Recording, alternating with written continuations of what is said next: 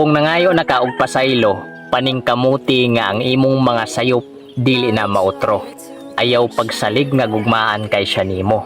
Kay timan jug maayo.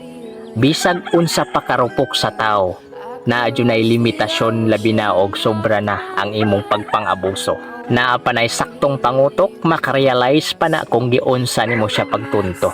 Maong sa panahon nga wala pa siya makaamgo ug naa pa siya expectation sa imuhang pagbag-o, sugdi na sa pagbag-o kung dili ka gusto nga mawala siya nimo.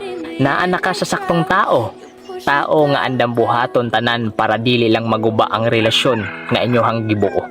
Taghap na kayo nga makasugat kag tao nga muhatag pag second chance ug andam magsakripisyo ug andam kang antuson hangtod kanus ka magbag-o. Kay kung buto naon dali ra kay kang ilisan og bag-o.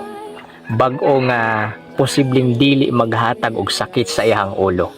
Bag-o nga higugmaon siya pag-ayo ug andam suklian ang iyahang mga kaayo. Maong ayaw gyud sayangi ang paghatag niyag second chance diha nimo.